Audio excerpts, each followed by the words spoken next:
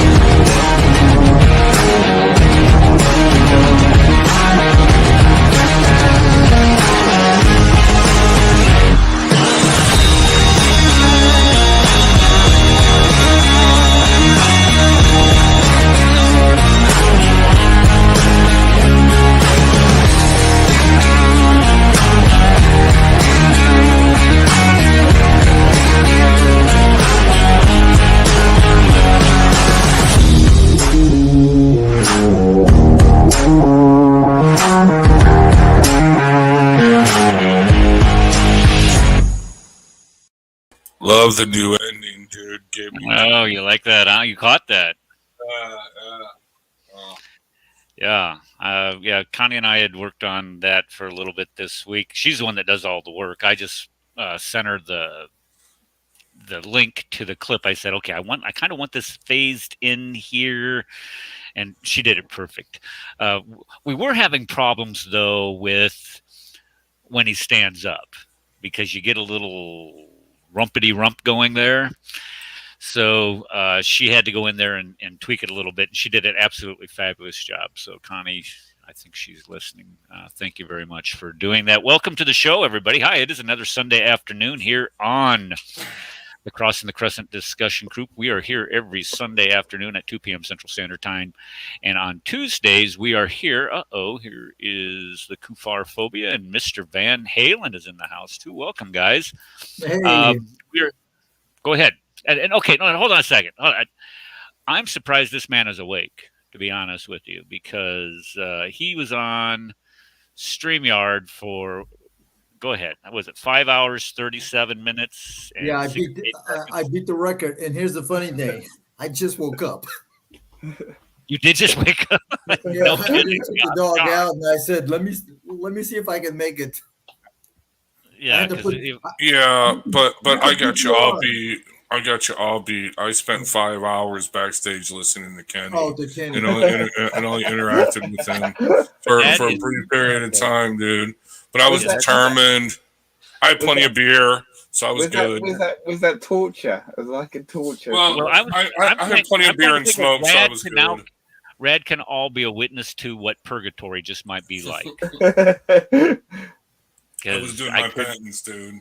I could about imagine. And we're going to be talking about that, too. Ed, how are you, sir? I'm doing great. Roll Tide, everybody. Okay. All right. You had to get that in there. All right. That's fine. That's cool. That's like some people trying to sell their books on my show by holding them up for everybody to look at. Say, hey, buy my book. And we know that Chris, you got a debate tonight. You want to tell everybody about that? Yeah, I'll join in and opening up. Yeah, I have a debate in roughly about 3 hours. It's on Discord. I'll go ahead and I'll put the Discord link into the chat through my phone here in a minute on YouTube for you. I will be debating a younger gentleman. His name is Pauli Sheikh. We will be debating, is the Torah and the Injil, was the Torah and the Injil corrupted at the time of Muhammad? Right. At the time of Muhammad. That's the key. That's key right there, is at the time of the Muhammad. Yes. Because you know what's really funny about that? Well, it's not actually funny, but what's actually really we have the exact copies of what existed at the time of Muhammad today. Exactly. How do you overcome that? You'll find out, and you'll do a good job of embarrassing. What is this? What is all these messages you're sending me here, Rad? I can't Oh, keep up and with all of it. I want to also announce my live stream later on this evening as well. So I'm not doing the debate live. It's probably going to be recorded and uploaded to my channel within a few days. I have a brother in Christ that's going to record the debate for me. But I am going live tonight at 8 p.m. Eastern Standard Time. I will be destroying that fake wannabe gangster, Jake the fake Muslim metaphysician. I will be exposing his ignorance when it comes to Islam. And just as a preview of what you will get tonight, Jake the fake Muslim metaphysician affirms that the Quran is not eternal. That's good. Wow. Okay. All right. He's a kafir. He's a kafir. That's good. That's good. He's an apostate. I mean, and I have it right here. So if you look and see what the true meaning of apostasy. Hold on. Anybody? Oh, Hold on. Wait a minute. I got it. that's even worse then, because then he gets killed. 597. Okay, it is to deny any verse of the Quran or anything which by scholarly consensus belongs to it is considered apostasy. You want to read that to them? It's on page 597, just in case. So wait, Chris. the dude's a Mutazila. He believes that the Quran is not eternal. Yes, sir. And wow, I don't want to go too far into that right now because that'll be a part of the live stream tonight. But I will be using Jake's own words, and I'm not going to be superimposing that view upon him. So it will be in his own words as well. Cool. That sounds like a lot of fun. So be looking for those links over on Chris's channel. Dominic from England. Look how cold it is in England. It's so cold in England and miserable over there that you got to wear a scarf in your own house for right now. Yeah, it's so nice. Yeah. How are you, sir? Good to see you here. Yeah. You always got a good smile on your face. We like having you here. No, I like being here. Anything that you want to promote today? I was trying to find. Was it one of there was some Bible manuscripts that I was trying to find in Oxford. But there's a. I think it was just I was trying to access them because there's a whole load of papyri in one of the museums in Oxford, and I was trying to see if I could actually get to them. So that it's like because there's some in the Chester Beatty Library, and then there's some in the British Museum. Is there any Bible manuscripts near where you are? Have you actually looked to find? Well, so the United States didn't go throughout the world stealing archaeological things and then bringing it in one. So we don't have that kind of stuff. No, Eric, come on. You told me about all the stuff you got from the Baghdad Palace. You got stashed away. Oh, that's true. That's true. I did. No, but I bought that. I bought that at the gift shop. No, it wasn't actually the guy. And here's how cheap I am. This guy, we're in Babylon, and he's not a kid. He's probably a teenager, and he walks up to us, and this is before they started blowing us up anyway, and he shows me this little piece of shard of pottery, and it has relief on it, meaning that, and you can clearly see it's absolutely ancient. So I tell him, I said, I'll give you $2, and he says $5, and I'm like, no way, and I kind of walk away, and I look, I said $3. He goes, no, $5. I'm like, $4. He goes, no, $5. I'm like, all right, $5 it is. So I got it sitting in my cabinet here. So it's quite the find, but I paid for that though. Because when I went to Egypt, I think that I was doing that. So I was going to one shop and then going to another shop, like the same shops, and just bouncing them off like when you when you're bathing. I was like trying to. Well, what do they sell in these shops? What are they selling?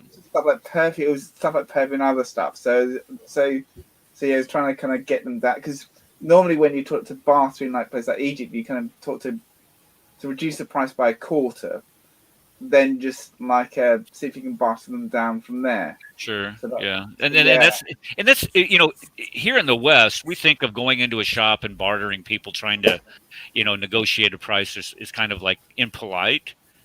That's what they. I mean, that's just the way they roll. They're actually insulted. The shopkeeper's insulted. No, I've seen videos. I've seen videos where dudes are like, sure, I'll buy it for the list price, and he goes, no, I can give a better deal. Here, I'll give you, a quarter off. Well, no, I'll give it to you at full price. No. Okay, fine. 75 cents off, It's kind of funny. Yeah. Anyway, okay, so today we're going to be discussing the sociopathy of the Sunnah. Now, what do I mean by that? I know sociopath is one of these DSM. What do they call it? What is it? Manual of Psychiatric Disorders. It's DSM. DSM. There we go. Okay, so somebody that has one of these disorders printed in that was the one that answered that question. Thank you. Got a whole chapter under my name. I'm just saying. It stands for the Diagnostic Statistical Manual. There you go. Okay, 4. Are they operating 4 or 5 now? Or 5, I think. I think they're on 5. All right. So okay. Anyway, so here's what that says about a sociopath. Wait a second. I'm still sharing. Here we go. Okay, so sociopathy is a pattern of antisocial behaviors and attitudes, including manipulation, deceit, aggression, and of lack of empathy for others. So why do I bring that up? Well, if you follow the Sunnah of Muhammad, you can directly correlate to all of those definitions right there. And you could conclude a lot of the behaviors that you would be following according to the Sunnah would be categorized or could be classified as being sociopathic. And the reason why I bring up the Sunnah is because on that page I was just listing there, it says in the Quran, in Surah 33, ayat 21, it says, "Ye have indeed in the messenger of Allah a beautiful pattern of conduct for anyone who hope is in Allah and the final day and who engages much in the praise of Allah." So it's essentially saying that if you follow this pattern of conduct of Muhammad, you can, have hope in Allah and the final day, meaning that you're going to go to heaven. Well, so what we're going to do today is we are going to take a look at some of those behaviors that if you did follow, that would get you into heaven, according to the Quran anyway.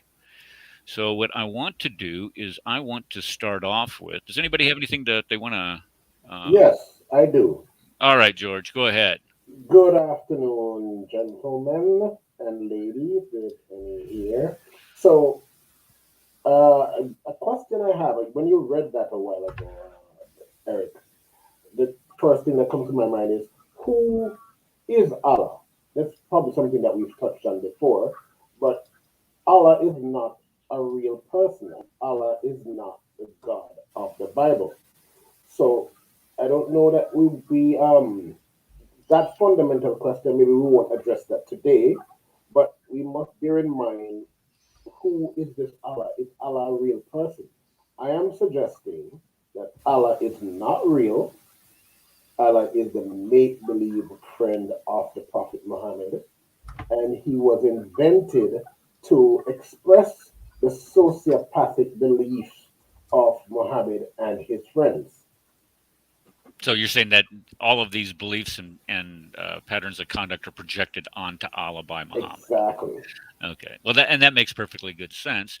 And, a lot of people might get a little uncomfortable saying, well, there's no such thing as Allah. Well, if, it's the Arabic term for Allah is God, and there's no such thing as God, they would reject that, because I think all of us here unanimously would admit that there is a God, but it's just not the God that is described in the Quran. The God that is described in the Quran is actually the antithesis of of the God that we find as described in the Holy Bible. It's quite the opposite. So what I wanted to do today is I wanted to take a look at some of these practices that are supposedly supposed to get you. How was that worded again? Let me come back over here so I don't mess this up. It is so those whose hope is in Allah and the final day. So what type of practices would that be? What did Muhammad teach his followers to do or not to do that would enable you to be found, I don't know, righteous or justified before God. That we always talk about justification in the Christian faith. So I thought that'd be kind of important to throw that in there. So let's take a look at some of the Sunnah of Muhammad and some of the things that he approved. Now, David Wood did a really good. He's actually made 2 really good videos the last couple of days. He hasn't been. You guys have any idea why hasn't been making many videos lately? Any idea? Yeah, it's mainly because of his children. They're really taking a lot of his time. Are they? Okay. I know that one of them, I can't remember which one it was, but one of them, the live support got shut off one night or something, and he lost a lot of oxygen. Is that, or do you know? I do not know. Okay. Yeah. All right, Did you ever invite him to the show? What? Did you invite Mr. Wood to the show? I did not. I should someday, just to see if he would show up. I think it'd be interesting. You got Mr. Shamoon here, so, you know. Well, I have connections. They know Sam. Sam doesn't. I don't know. I could get. I don't know. If I asked Sam, I think if I did ask Sam to come, he would probably come. And I think if I did beg, plead, and maybe send him a check, I wouldn't have to send him a check. I wouldn't say that about David, but if I could, I know, and there's a couple other people that have said that they would come. Al Fadi has said that he would come to the show sometimes. It was scheduling at first, and then now there's just all kinds of other things going on with him with health issues. We've had Hatun on the show before. We've had Dan Gibson on the show before. So we've had some of these guys that are really popular out there. I'd love to get Dan Wallace on the show. It'd be nice to get Daniel Wallace. Oh my gosh, that would be like having Einstein on the show. Yeah. Yeah, when you talk, Dominic, you Eric, talk about. I'm here. I'm here already. We got Chris. I mean, what? Yeah, and I'm here. Come on. Hey, I thought you were at like a party or something. I am. I just got finished talking, so I'm just talking to you. So I'm gone now. Well, why don't you tell everybody? Why don't you bring everybody from the party to the party? Say, hey, yeah, and Al Fadi's working on his PhD too. So yeah, and everybody's busy, and I get that. So if you don't have a life like me, then you can come here every Sunday afternoon and do that. And yes, Anthony, we've had Anthony Rogers on before, Darcy. Thank you for bringing that up. Anthony was on. As a matter of fact, when we had Anthony Rogers on, we were broadcasting straight to Facebook, and we had 30,000 people view that show that day. It was just absolutely phenomenal. Okay, let's get to it today. Okay, so the Sunnah. My argument for the Sunnah is that and the reason why it's sociopathic to practice the Sunnah is because if you do practice the Sunnah today, the pattern of conduct of all time for the perfect man, you just might get to go to jail. And here's why I say that. Not might, you will. I'm just saying. And some people we know have found themselves gone to jail for this very reason right here. Oh my goodness, wife beating. And we've talked about this before several times, of course. When you look in Quran chapter 34, it says that if you fear rebellion in your wife, and here's why: because you financially support them after all. And since you support them, then they are to be obedient to you. And if they are not, then you admonish them right there. Admonish. Say, shame on you for not being obedient to me. And then if that doesn't work, then you don't sleep with them. And then if that doesn't work, then what do? You beat them. Now, this is the God of the universe, supposedly telling people to do this. One half of the universe, or one half of the human population, to do this to the other half of the human population. So, Eric, sorry to interrupt you, but I have 2 questions for you. Question number 1. Are you saying that as a Muslim man does not have to be defending himself against the woman? Are you saying he just simply has to fear FEAR disobedience from her? Is that what you're saying? Mm-hmm. Yes, exactly. And 2, so that's one problem. the next thing is you are saying that these men, they only women so they can do it. I haven't seen any provisions for women to smack men around. Okay. But I don't, and I think that we all know the answer. I mean, the answer to that is pretty obvious. Men are normally stronger than women. Normally, on average, they are, and they're able to rule physically over somebody else, force themselves physically over somebody else. So therefore, there isn't a position for women to beat the man. Beating them lightly? I see some modern translations saying beating the woman lightly. Well, women beating do with tend, a toothbrush. Right. Well, I was just gonna say they do practice oral hygiene probably a little bit better than the men do, and so they would be a little more versed and apt to use such a utensil on men. I see. I don't think so. But I'm actually getting to the part that you were addressing here, where this is codified by the Sharia. This is codified by Islamic law. This is codified. Let me make sure everybody understands this. This is codified by God-given law, not man-made law. This is God-given law. This law here is derived from what God has told mankind to do.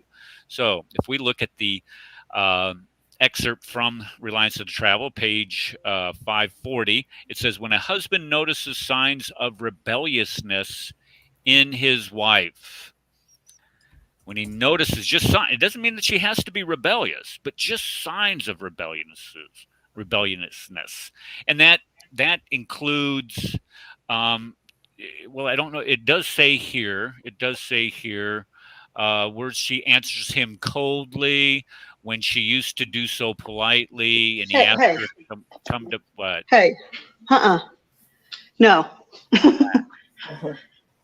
Don't say signs of rebellion because it doesn't imply that. It's on the man. If he fears rebellion, okay, you're always, my brother, you're always wanting to give a little bit of crumbs to these Muslim men.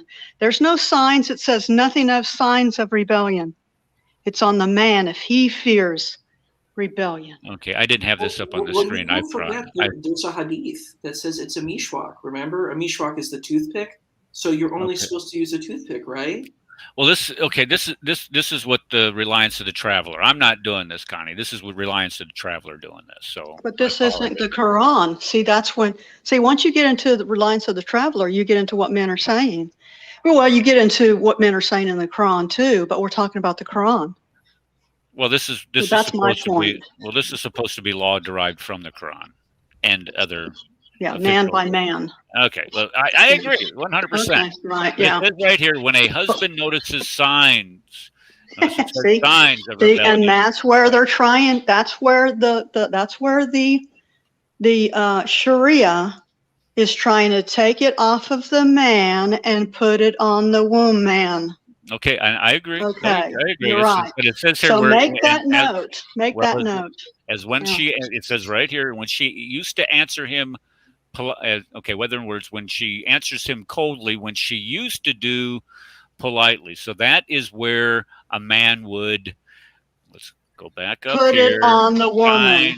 Notices signs of rebellion. Yes, that uppity woman not being polite to him, or even better yet, this right here, when she to do so politely, refuses contrary to your habit. Let's see here. Well, doesn't it say when to come to bed also? Ask her right here, yes. Or ask her to come to bed and she refuses. This is where you were talking about if you're a woman and the man wants to have sex with you, it doesn't matter if you're in the parking lot at Walmart. I mean, you have to. I mean, it's time. You have to do it. You have to comply. That's stretching it. And I know. Okay, so let me just scratch that because I know just as soon as this thing gets out there, somebody's going to pick it up and say, "Look what this kafir said about what women have to do." Okay, I was being facetious. Just well, either way, man, you got to have a strong pimp hand to be a Muslim. I'm just saying, strong pimp hand. What is that? Strong pimpan. You gotta control your hose. I'm just saying. A pimpan means that you slap a Oh, a woman. pimp That's hand. what- Okay, Yeah. I thought this was like a utensil of some a pimp No, hand. no, it's like a Okay. pimp's hand. Yeah. Okay. And I would say it depends on the Muslim, but if a Muslim takes this literally, it's deeply problematic. Yeah. Well, this And is the uses type of this as behavior that can be relationship. classified as sociopathic, would you say? If you're I following the don't- Sunnah of Muhammad, the teachings of Muhammad, or I'm sorry, the teachings of God, Allah, this is what you'd be doing. If I Okay. was married, that would never happen. That would never Yeah. happen. It just Yeah. sounds insane. Like, how can you have a relationship with someone and you hit them? Like, go get couples counseling. You know Well, what's see, interesting? You know what's interesting though. Sorry. Can I say this real quick? Because I Okay, got to go go ahead. back here. Okay, go ahead. Yeah, when they are saying, thank you, Rad, when they are saying that the woman is in rebellion or there's signs of rebellion, that's proving, in those writings, that's proving that the Muslim men are in rebellion to Allah in the Quran, because it doesn't say that. So when they're implying, okay, this is what it means, they're proving that they're in rebellion to what Allah said in the Quran, because it says, if you fear, not if the woman. So it's showing, it keeps on showing that the Muslims are in rebellion to the Quran. But guys, what I don't hear you explaining is the idea that what it really means is that you beat her with a toothbrush. Actually, I was going to get to that. So there's some distinctions, just to let you know. And I think Eric, I think this would be a good time to pull up clip number 3. Hold on, let me finish this, and I'll get it. Right. I know where you're going with this. Then I'll wait for you then to finish. Go ahead, finish. Yeah. Okay. So let's just make sure that we understand exactly what Reliance of the Traveler is teaching us per se, but it eventually says that your obeying me is religiously obligatory. That's what you tell your wife. You have to obey me because by our religion, by Islam, you're obliged to. This is mandatory. And if she continues the rebelliousness, he keeps from sleeping with her and with her words or whatever, and he may hit her. But notice you can only do it that you don't injure her, but you can hit her. Now, let's get down here to a little bit further. It is obligatory for a wife to obey her husband as customary in allowing him to have full, notice that word there, full lawful sexual enjoyment of her person. Well, he is her property. He is her tilth, his field. You know what I mean? So yeah, I mean, I don't see nothing wrong with that. Just saying. I mean, if I was a Muslim, I wouldn't see anything wrong with that. But then again, I'm not really a sociopath, except that I really don't have feelings. So yeah, but other than that, you are a sociopath. All right, I'm still trying to find where it says to throw battery acid in their face, though. I haven't been able to find that. Well, that's on the lines of, isn't that on the lines If they leave Islam, if they leave Islam or disobedience, not covering the face, doesn't it have something to do with covering your face? Yeah, that too. They don't want to cover their face no more, so they take advantage in the kitchen, and they spray it all over or throw it all over their daughters. I mean, wow, religion of peace, huh? Beautiful. Yeah, well, and it's peaceful. I'll relate a fairly recent case. I didn't know this young lady myself, but I know someone who knew her. Well, somebody whose daughter knew her. So I knew the parent, and the parent's daughter knew this young lady.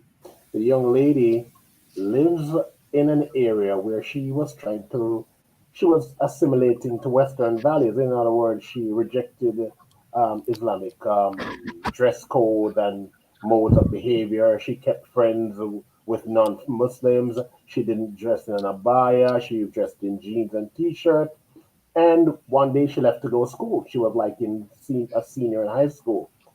And she didn't turn up for school.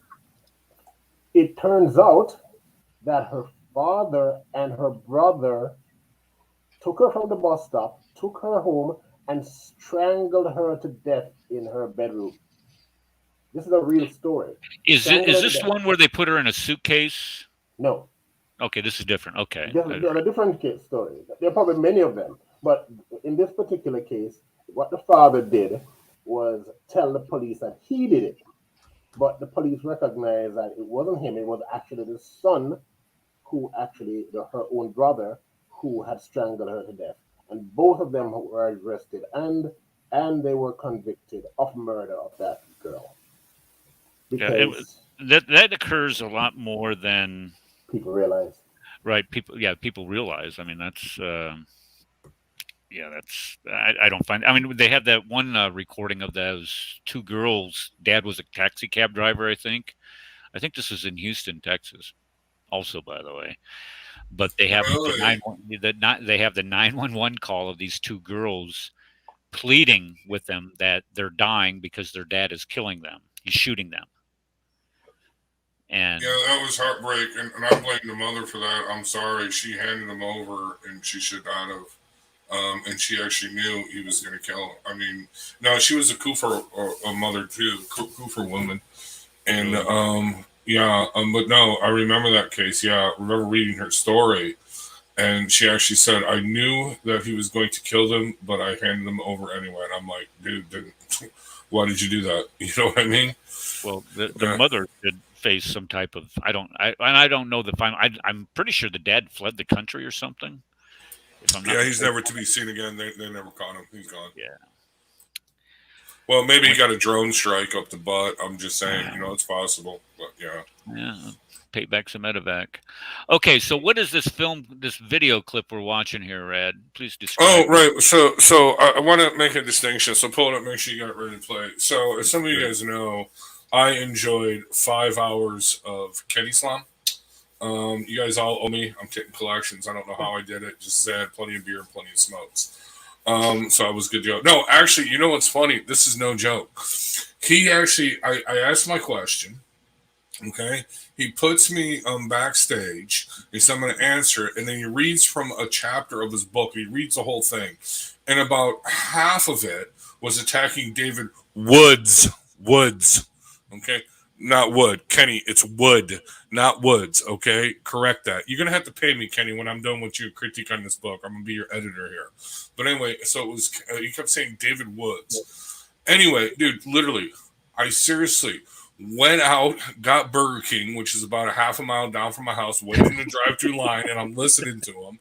Okay. Got Burger King, came home and ate, took my shahada. Okay, then went and got beer and smokes, came back, had a smoke, come back, and finally still had time to come up and come on a show for him to put me backstage, after. I told a joke. I actually commented about him reading the whole book, and he shouldn't do that because then nobody's going to want to buy his book. And he's like, oh, let me tell you something. He puts me backstage. I'm like, dude, it was a joke. This dude had such thin skin, man. You know what I mean? No sense of humor. Anyway, so he puts me backstage. So I listen to the whole thing.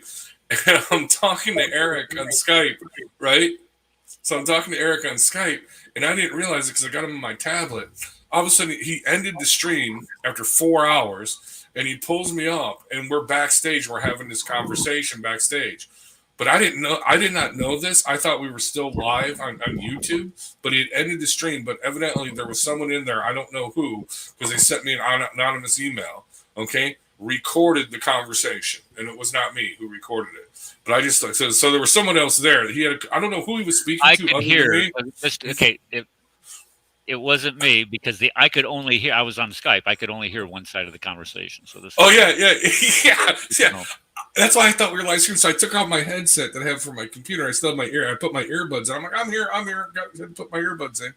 And then he's Skyping. He's like, I can hear Eric hear me, but he's still on Skype with me. But I thought he was listening live. But anyway, so just to let you know, okay, so so I had to set this up. This is where we're going to get this clip from. So just to let you know, there is a distinction, okay, with the wife beating, okay. You can't hit the woman in the face. Okay? Because why would you want to? That's leaving evidence, for one. Duh. Two, well, maybe not. If she wears the burqa, who's going to know? Who's going to know, right? Okay. But anyway, so you can't hit her in the face, and that's very important for this next clip. So go ahead and pull this up. Again. Yeah.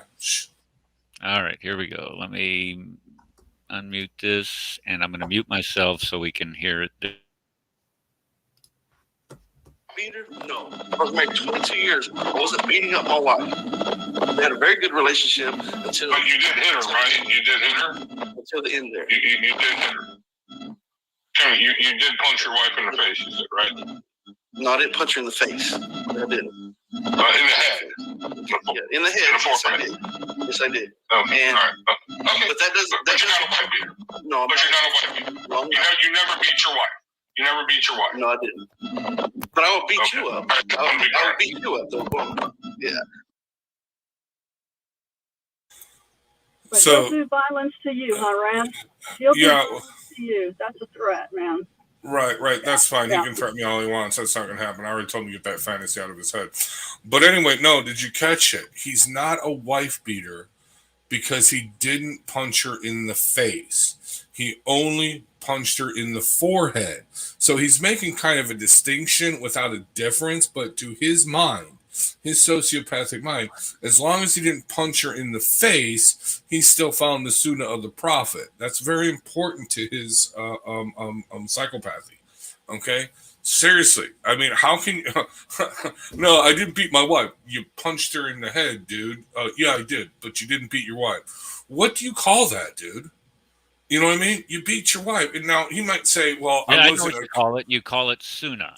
Yeah, you call it Sunnah. But no, here's the thing, Kenny, because we know you're listening. Okay, Kenny, here's the thing, dude. Okay? How many times you got to beat your wife before you're a wife beater?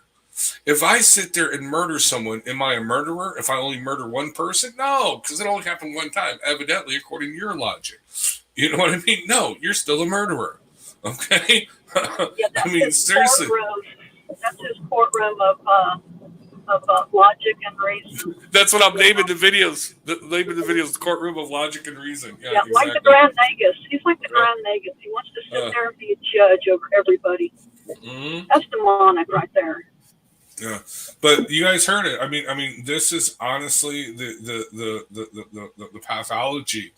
I'm not a wife beater because I didn't punch my wife in the face, only in the forehead. So therefore, I didn't beat my wife.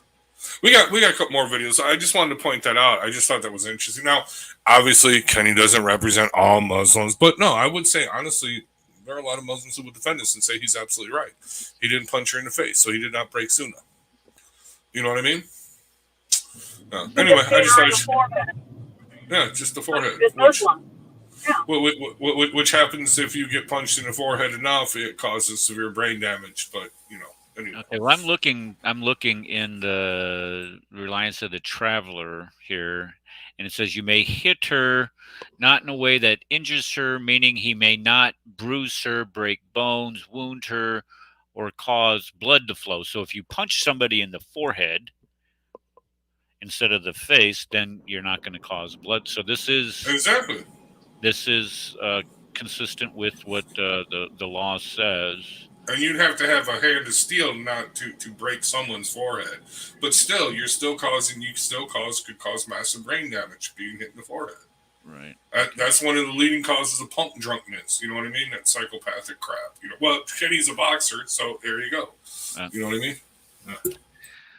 Okay. Have they did any studies in America of Muslim women going to the hospital for head injuries? We need to look that up and see what is really going on in America.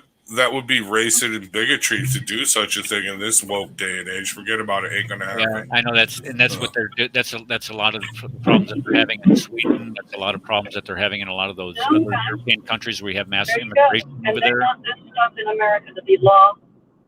No way. We don't do psychopaths. Well, this is what they're. This is their culture. I mean, they will not allow. Culture is their ideology. It's their ideology. Well, I'm just telling you what culture from whoever lived there before. The way that they record. Well, okay, the way that they're recording crimes in Europe, they will not allow the person to be identified by their religion. Ideology. The religious side, right? They will not be able to. Now, and I'm also thinking that they're not allowed people to be identified by their ethnicity, and therefore you cannot statistically track crime accumulate criminal statistics based on the perpetrator's ethnicity. And the whole thing behind the impetus behind this, I mean, let's just be completely honest about this. The whole impetus behind this stems directly from the European experience with nationalism and with German nationalism, and how off the charts German nationalism got towards Jews. And every single country over there is absolutely paranoid of even giving the impression of showing any type of bigotry, not necessarily bigotry, but trying to establish any type of case like the Germans did to show that the Jews were all actually horrible, evil people. And most of the statistics were invented anyway, but to accumulate that type of data and then use that to formulate public opinion. That's the emphasis behind it. But here in the United States, they do keep track of statistics like that. They're just not public. Well, they're not as widely published. But well, I'd like to get that list and show it. Well, I'm not sure if it's by, they do it by religious affiliation. If to be honest, no, just ideology. Just curious about the ideology. But how are you going to track ideologies? I mean, you have all kinds of different ideologies out here. The point that I'm trying to make is that you're not going to be able to accumulate that type of data, or you probably could accumulate form some type of idea based on locale and things of that nature. But for somebody, well, for somebody to publish, to accumulate and publish those statistics and arrive at some type of conclusion, is you're automatically, I mean, just think about this, you're automatically going to be called every single name under the book. And so what? The imam writes a book that you might be an Islamophobe if, well, then so we can do the same thing and show what true Islamophobe is. It's running from that ideology, to not say what it is. And in the meantime, while we're not saying what it is, people are dying, children are dying, especially women and children. So you have to identify it so that you could help the people that it's damaging and sometimes killing. Well, in order to do that, you would need money, you would need grants, you would need access to various data points, data systems. So it's not such a simple thing to do, but nobody is doing it. For various I'll tell you one thing that I did notice when he was talking the other night was anybody that would dare to criticize Muhammad, even during the lifetime of Muhammad, they were being called Islamophobes. I don't know if you caught that part, but anybody that would dare to say, well, Muhammad's not a prophet at this, and at that time, well, they're Islamophobes. Also, well, there's a riot that they blanket. Muhammad said that if anybody insults him, that they are to be killed immediately. Right. I've got that clip. Yeah. So it is death. It is a death sentence. I want to make a quick point here, Eric. You mentioned about Germany and everyone being afraid of going back to that ultra nationalism that went on in Germany, and you're absolutely right. You're dead spot on. However, we need to make the distinction, and I think Connie was touching on a while ago, we need to make the distinction between hating people and criticizing an ideology. So I know in my dialogue with the Muslims that they try to put the two together. Oh, you hate me, you hate Muslims when I criticize Islam. I am saying that you can separate people from ideas. You can separate people from ideas. Why? And it's easy. It happens all the time. People become Muslims. People leave Islam. So it's possible for someone to not be associated with the ideology. We can separate people from the ideology. And if I can separate you from your ideology, I can criticize that ideology and still have respect for you as a human being. As someone said, Muslims are just ordinary people, but they've been inculcated with some bad ideas. Okay, well, let me just say this, that in order to distinguish between one's ideas or an idea or ideology and one's faith, that then would therefore require the people to stop hiding behind their faith and actually have them defend it. And they're not going to do that. And the reason why they're not going to do it is because they cannot. When you start exposing what we do every week on this show about what this faith system teaches and allows their people to practice, you can't defend that. So what you have to do is you immediately have to project your hatred, your venom, your violence upon the person that's making the charge against you. This is how you do propaganda, and I'll give them credit for it. They do propaganda fairly well. You know, they all, and here's the funny thing is they accuse the media, our media, of presenting propaganda against Islam in our country. So they're using and that's a lie because they're actually with Islam. You're absolutely right. It's a lie, but yet they're actually with Islam. Yeah. Yeah, they coddle it. That they want to bring a guy out to say, "Oh no, there's no compulsion in religion," while they're kidnapping girls, you know, to so-called marry them, of course, to ultimately have sex with them, you know. And so, but they'll bring the guys on to say the abrogated verses. There's no compulsion in Islam, and all the nicey. When in the meantime, for 1,400 years, they're killing us, blowing us up in our mosques, or in our, well, some mosques, yes, but in our Jewish meetings and in our churches, you know. So in the meantime, while they're saying, oh, no, there's no compulsion in religion, Islam is peace, they're blowing us up and killing us, and killing sometimes our the little children. That's the sickest part about it too. Yeah, and that's why you have to say it, and that's why I say it, because for one thing, I'm a woman, and I take offense to that because I was a little girl, okay? And I know good men do not do nasty things to little children. I take that offense because it offends my father, offends my mother, offends me, it offends my sister, and me now as a woman, it offends me as a woman. So that's why you have to directly say what Islam is, because they're not saying it. They're in the meantime, some of them are just killing us, trying to take us out. All right, well, let's move on to the next part of this sociopathic behavior that is has been set by the example of the Prophet of Islam. I'm going to go back and I want to make sure that we look at the definition here.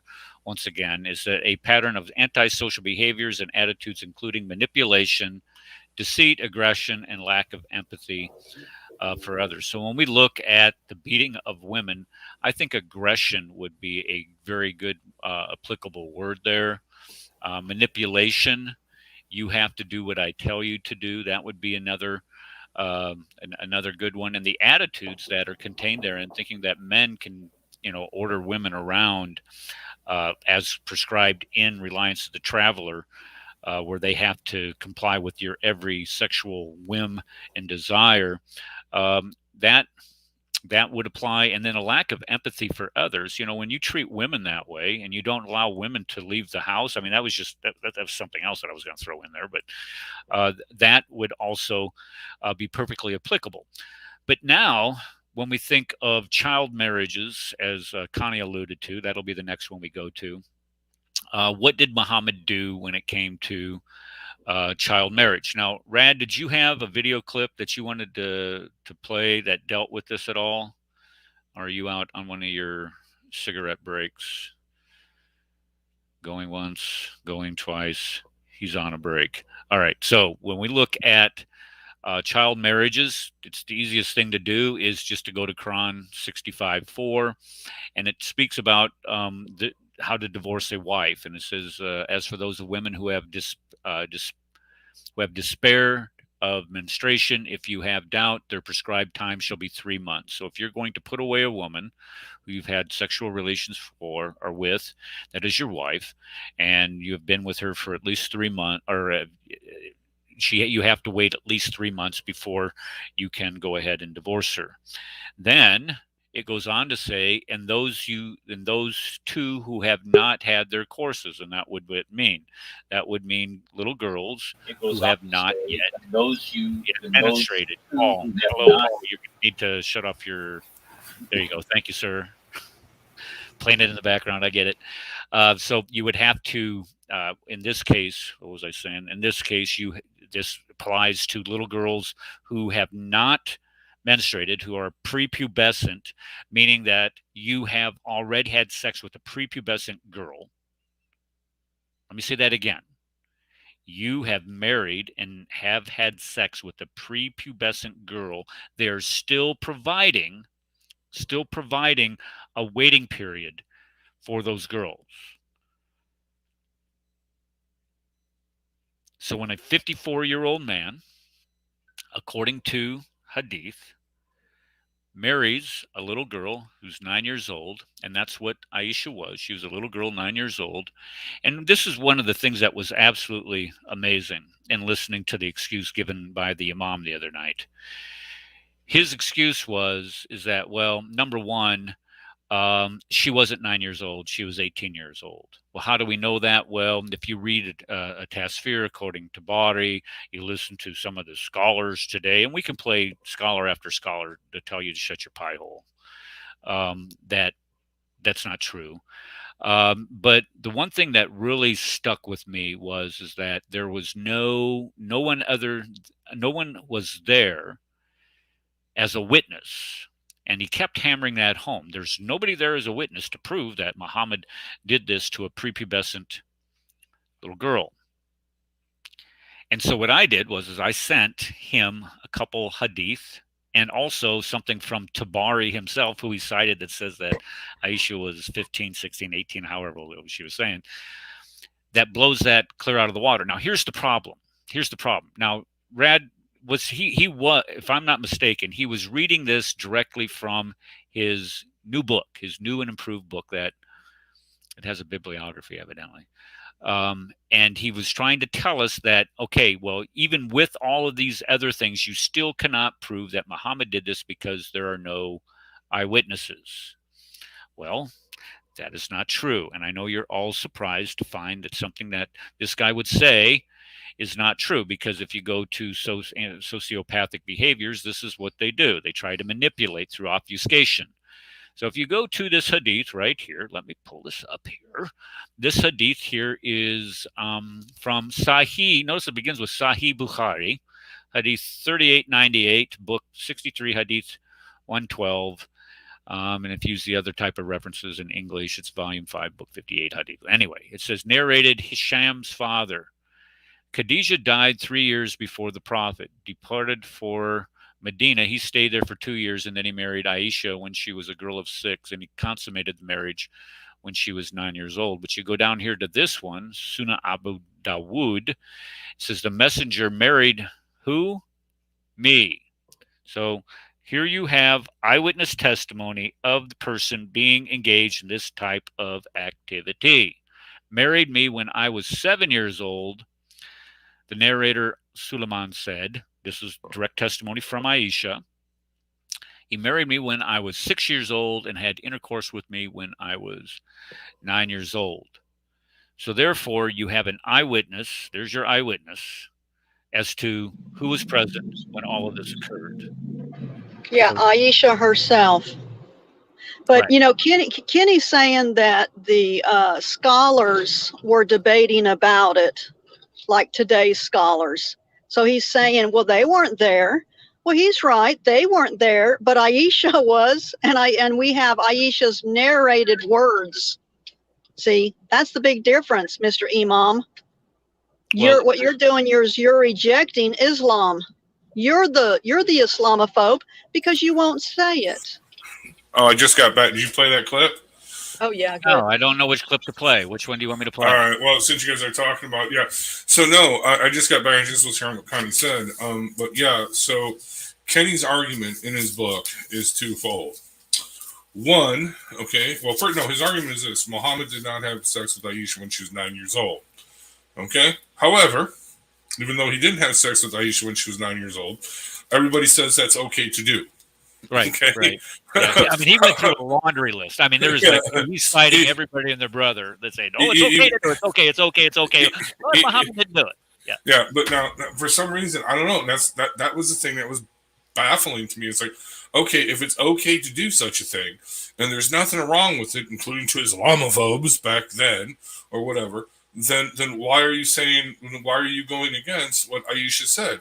Well, first he said, actually, I don't have that clip, but he said in his book that although it is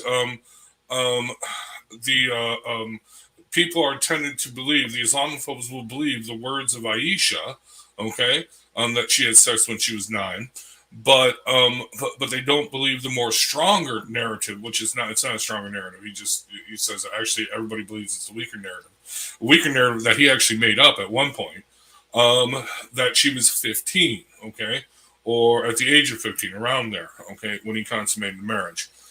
All right, but then in the backstage area with me, he actually says, nowhere did Aisha ever say that. And then when I went to one of the hadiths, and we had a whole list of hadiths ready for him.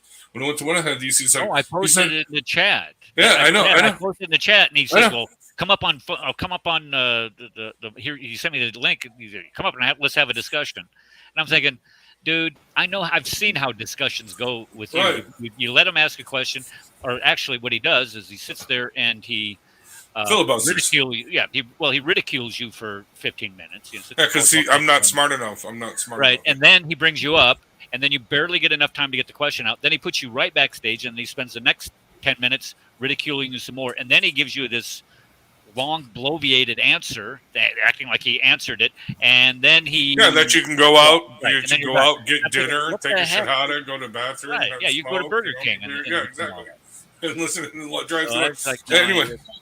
Right. But so first he admits that Aisha said this, and then he denies it, and then when I bring it up in the backstage area, he says, "Well, no. First of all, that hadith, what's the grade?" I'm like, "It's Sahih. They're all Sahih." Well, Sahih really doesn't mean Sahih. See, you got to look at who the transmitters were. The transmitters weren't there, but Aisha said it. But no. So that's another part of his argument that okay, we can't know. All the scholars that say she was 9 were not there. Right, so how could they know this? But yet he believes. Well, actually, there are no scholars really, except for modern day ones. Okay, that say she was older. Okay, but he believes them, even though they weren't there to say that she was 15, and there is no evidence that she was 15. So it's completely ridiculous. But here, I want to play this clip. It is clip number 1. Clip number 1. And what he's doing here, he's reading the explanation from Madudi. If you don't know who Madudi is, he's an 1800s, what would that be, 19th century Islamic scholar. I believe he's a Salafi, if I'm not mistaken. But he's from India, the Punjab, as they call it. And he's really hardcore. But, well, just go ahead and listen to the explanation and watch Kenny's expression after he reads this. This is in his book. He's reading it. He's reading it for the first time. You got to just watch it. Just. Okay. Well, and I'm gonna hold on a second. What I'm concerned about is getting beholder guarded here by the imam. What do you mean? Well, copyrighted. He's going to sit here. Oh no! I already no. Don't worry. We'll talk over it. We got plenty of stuff. No. Don't worry. Right. Don't worry. Ain't gonna happen. New. So he says, as for your women, this play it. No, you got to pull it up, pull the video. As for your women past the age of menstruation, he's explaining Quran verse 64:5, right? And those who have not menstruated as well. Those who have not menstruated, right? Their waiting period ends with delivery. Okay. Keep playing. I like that sort of impression.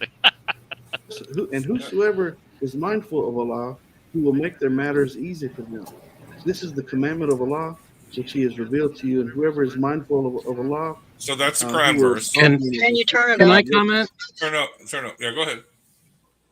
So I want to point out that Kenny has totally missed something. No. He's talking about really. He's talking come on, man. Sorry, Paul. Go ahead. He's talking about the waiting period, but what about if they've had sex? What are Muslim girls supposed to do after they have sex? Well, they're supposed to have a bath. If you go to Reliance of the Traveler, E 10.3, I could share this if you want. If I can share my screen, let me see if I can do that. Let me see. And let's see. Sorry about that. Can you see my screen? Paul's screen. No, I cannot. Okay. All right. So let me try. Hold on. Let me look at it. You gotta kill mine. You gotta kill mine. All right. Yeah, Okay. stop mine for sure. Yeah. All right. Stop screen. There we go. All right. There we go, Paul. All right. I got you. Okay. So this is what it says. This comes from I put it in my book, E10.3. When a woman who has been made love to performs a perfunctory bath and the male sperm afterwards leaves her vagina, then she must repeat the gussle if two conditions exist. A, that she is not a child, but rather old enough to have sexual gratification. So pedophilia by their prophet has been legitimized here. So, I mean, who's the one who gave the law? And if it wasn't Muhammad, Sharia, I mean, he just saying that even, I mean, when you think about this, the child doesn't have to take a bath. Okay, hold on. Where are you getting this from? Dirty, man. E10.3 from Reliance of the Traveler. This actually is a picture of my book. But, yeah. 10.3. 10.3. Boy, why? I'm going to tell you what. What division is it? E10.3, Reliance of the Traveler. E 10.3. Okay. Echo. You have an echo? There's an echo. Eric. All right. Major ritual impurity, janaba. Sperm exists on the head. What the heck is this? 10.3. Golly, hold on. 10.3. All right, We might get banned just for this, dude. I'm crossing this. Why? Why? We're reading a book. We're reading an ideology that they're following. It's a disgusting book, and it's a disgusting ideology. This is the first thing that I encountered in Reliance of the Traveler. It made me just utterly abhor. I just could not believe what I was reading. I started from scratch, read all the way through it. When I saw that, I was like, "Oh my God!" They justified the pedophile. Yes, they do. So this law in Sharia is the number one reason. I mean, when you think about it, they have legalized pedophilia. And this is why no Islamic country will outlaw child marriage. They have pretended. I discussed that in my book. But Philippines actually pretended. They said they basically said they outlawed marriages unless a girl is 15. But all they have to do is for the parents to arrange the marriage, and then it's legal. So if the parents approve the marriage, it's legal. And a lot of those little girls are crying when they're being taken away from their parents to be given to this lustful thug of a man, this pervert.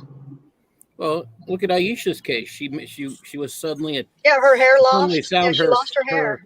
Her husband, 50 some odd years old. She was so stressed out she lost all her hair. Yeah. Not only that, but there's a couple things with that. One, okay, horrible. So he died when she was 18 or 19 years old. Okay, and he forbid in the Quran that anybody could marry them.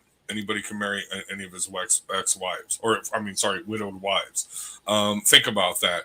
Going through the rest of your life, 18, 19 years old, without physical affection, without physical attention, without physical love. I mean, that is just a horrible, horrible curse of a bitter man to do that to a woman. But listen, let's get back to this video because you're going to see something more shocking from the Imam. Remember, he is defending, okay, this thing, and he is even just you got to watch it. Pull it up again, Eric. Right, pull it up again, and turn it up because you're gonna need the full sound. It is up. I just kind of no. Turn the sound up. Hit the little. I sound did. button. It's up. Okay. Here it is, right there. All right. Okay. Hold on. Let me see if my computer sound is up too. Hold on. All right. That's a Hunnit. So, all right, here we go. For them immensely. And that was the Quran 65, verse 65. Excuse me, Surah 65, verse 4. And so I pick it back up and I say some critics, quote unquote critics, have twisted and distorted the passage in order to. We're the critics, just to let you know. Believing the Quran allows child marriages to adults. So he's denying this, right? The Arabic word nisa within the verse could also. I honestly refer don't to know what he's talking about with Nissan. I've never used that. I mean, we don't have to. But I'm just talking over this, so you know. Arabic So we get English to the right point. dictionaries. Okay. I get it. Arabic English dictionaries, the Arabic word I should have cut nisa this out. always refers to mature adult women. Well, Then we why should do have they had him talk in here. about prepubescent? Why is there? Just why is play it. Just keep playing it, Eric. There are You're multiple going words on for our women, by the way. Right. Imra is another Not Everybody one shh, is quiet. word used Here we for go. children. Despite those facts, Islamophobes distort the works Oh, come on. I should have cut Muslim this scholars out. who Muslim have scholars, here we no go. formal education in Islam into believing the Quran sanctions child marriages. It does. The following commentary by Sayyid Don't pause it. Abu Maududi is a prime example, and I quote, here, and this is his words, here one should bear in mind the fact that according to the explanations given in the Quran, the questions of waiting period arises in respect of the women with whom marriage may have been consummated. So there Okay, hold on just a second. You got to mute yourself, Eric. Okay, yeah. So, but no, you got to let it play. divorce. There's no waiting period in case divorce is pronounced before the consummation of marriage, as mentioned in Al-Azab, Surah Al-Azab, which is the 49th chapter of the Quran. Therefore, making mention of the waiting period for the girls who have not yet menstruated, this is very important. Okay, if it's very important, we need to pay attention, right? Yep, exactly. Go ahead. Therefore, making mention of the waiting period for the girls who have not yet menstruated clearly proves that it is not only permissible to give them away in marriage at this time, but it is also permissible for the husbands to consummate marriage with her. Okay. What? Yeah, But- he really said that. He's reading this, right? And he's trying to say that it does. Yeah. Mm-hmm. So Wait, Maldudi is saying that it's okay to do this with the prepubescent little girl. Yep. Okay, Yep. wait. And Kenny has this in his book. Yeah. Yeah, Kenny has this in his book to defend that it does not it does not allow for pedophilia. Or Okay, Islam just doesn't- making sure. Yep, go ahead. Watch. Here we go. Okay, so therefore, meaning, so she has. It says, therefore, making mention of the waiting period for the girls who have not menstruated Yes, clearly reread it. proves that it is not only permissible to give away them in marriage at this age, but it is also permissible for the husband to consummate marriage with her. Okay, so in reading. Okay, so he's struggling with it. He doesn't even realize what he put in his book. Wait, exactly. Wait. No, wait. So Okay, you got to keep playing it. All right. Let me explain this. So, Okay, you Please explain explain. in reading the above commentary, critics assume that because marriage is allowed with a girl who's not yet menstruated, that means that she's a child. In other words, the female is immature and has not yet grown up. Okay, isn't that what that normally means? So okay, this poses This kind of piece of work. This poses a question since, and I'm asking the question in the book. This poses the question: since when did menstruation become the only factor or criteria for someone to be determined as sexually mature? Biology is. I mean, wait. I mean, okay, you're not sexually mature if you're prepubescent. I mean, that by definition. And why does that only become the only criteria? Well, you can throw 1,000 other criteria upon that, but if in order to be classified as sexually mature, biologically, that is a definition. You have to menstruate. You have to have gone through puberty or be in the process of going through puberty. Well, it's possible Kenny Boner never. Okay, let's see I have understand a what we're good. saying. Are we All right, agreeing, let's have a little conversation here. Okay, hold on. Go ahead, George. Are we agreeing that a female is not mature simply because she starts menstruating? Are we agreeing on that? I would say, Absolutely. yeah, I would agree with that. It's the mark. It's the physical start of the mark of puberty. Okay. And the physical start of the mark of puberty. So that means she's not mature yet. So in other words, a female, after she started menstruating, she can conceive, but it does not mean that the rest of her body is prepared to deliver a child. Am I correct? Yeah, that's absolutely true. As a matter of fact, it could damage and does often damage a lot of her internal organs if she is not completely physically developed to conceive. And this is what this is the sickest thing about this idea of which this guy is preaching. It's sick. Go ahead. Wait. I just got to add in here in the next video if we got time to play it. I don't know where time we're at. But it's a short one, okay? Well, Kenny actually says the opposite. Kenny actually says that if a woman can menstruate, starts menstruation, that means she can have a child. And I said, well, you'll hear it. Anyway, go ahead. Okay. Connie, were you going to say something? I think Paul wanted to say something. Yeah, Paul, that's right. I'm sorry. I was going to say he's citing Madudi, and Madudi is the guy that Saeed Qutb learned from. So that's interesting. Madudi said what again? Madudi is the person that Saeed Qutb, the author of Milestones, the one that the Al Qaeda loved. They loved Saeed Qutb, but Saeed Qutb learned from Madudi. Okay, I was thinking. Okay, start thinking about that. Yeah, Madudi's hardcore. Madudi's hardcore. Yeah. All right, let's go back to because I thought Saeed Qutb was the author, but that makes sense too. I think he got it from somebody else. All right. Okay. Regardless of the commentaries that mention being too young or of a young age, we must ask how that. Pause it right there. Did you hear what he said? Regardless of the commentaries. So now he's ignoring the commentaries. Now he's ignoring the tafsirs, because one of the all the tafsirs, they actually say when it says not yet menstruated, it means too young to have menstruated. So here Kenny is putting an interpretation into one. He's putting words in Madudi's mouth, or he's, in other words, Madudi is explaining, the meaning of the Quran. And here we have Kenny Bomer explaining Madudi, but he completely misses what Madudi is saying. Right. And he has to do this. He has to ignore all the commentaries that Madudi himself relies on that says not yet reached the age of menstruation, meaning not yet old enough to menstruate. You can read that in Ibn Kathir. You can read that in the two Jaws. You can read, you know what I mean? Okay, you can read that in all the classical scholars. This is what they mean. This is what they're saying. Okay, but he's interpreting. But the funny part about this, we don't have to play any more of that video. But the funny part about this is, you guys caught it. He's reading it and he's struggling with it as he's reading it. He's like, what am I reading? He has to read it twice. He's like, well, let me explain. Like, yes, dude. Right. When he said that, I'm like, yes, explain, please, explain, Lucy, explain away. And his explanation just fails. Let's bring up the other video, because I'm going to demonstrate that this is. Now remember, okay, he said in this video that okay, so no, there are cases, okay, where a woman of any age, okay, once they've started menstruation, or they're actually probably girls that do, that'd be something seriously wrong if they have never menstruated. I don't know. I'd have to look that up. But let's say that is the case. Let's say a woman grows into adulthood, 20 years old, has not menstruated. Okay, does that mean that she's not able to have sexual intercourse? I would say no, but there's still something wrong with her. In other words, that is the exception and not the rule.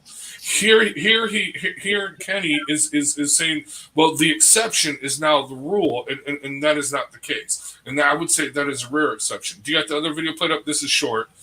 We can play this. You can play it the whole way through. It's only. Which one is this? Number 2 or what? No, wait, let me get it for you. Yeah, I don't, because we went out of order here. Here, I'll just send you a new link. 35 seconds. No. Wait. Yeah. This sounds like, yeah. Okay, pull it out, but you can pull it full screen, because you have to do it full screen. Okay, you have to do it. Okay. All right, got it. Let me see here. Where was I? Babing. Okay, this is it. Yep, go ahead and play it. Mute yourself.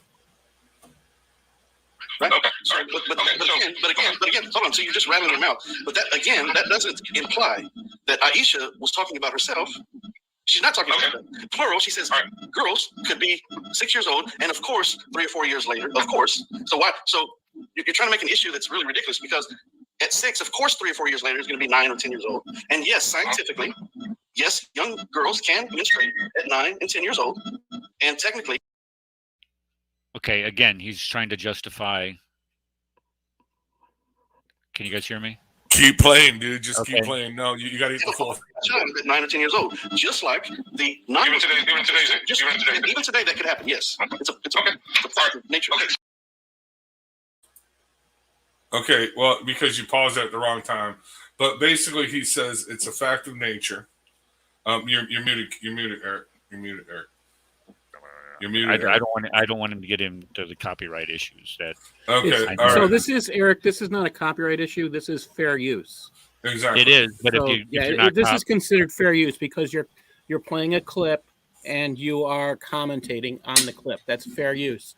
In fact, David Wood won an argument that way, and several others have won. So they can't claim copyright when you're commentating. No, they can do it, but they lose every time. And if they can go to court any day they want to, and they can lose every single time because that's the law. Right. Anyway, well, since I already know your identity and where you live and everything, Eric, I don't think we have nothing to fear. I'm just saying. So no, but play it again, because you missed it. Okay, well, anyway, that's just legal action in future. Well, let me explain to you what he said, because I was actually, that's playing in 1.5 speed. I found it much more interesting in this part. Okay, just play it 1.5 speed. But basically what he says, okay, so here's what he's explaining. He actually, in his book, actually says, he quotes Aisha saying that girls can be married at 6, okay, and then menstruate at 3 or 4 years later and have sex, okay, all right. But he's like, well, but that doesn't say that's not, Aisha didn't say that's her. Aisha didn't say that happened to her. I'm like, whatever, dude. I'm not talking about Aisha. But anyway, so he brings this up and he says it is a fact. It is a fact of nature, and a scientific fact that 9-year-old girls can get pregnant and have babies. He actually says in a later clip, which I have not cut out yet, that yes, this is a scientific fact that 9-year-old girls are mature enough to actually have babies, and it happens all the time, basically. Okay. In Pakistan. No, they die.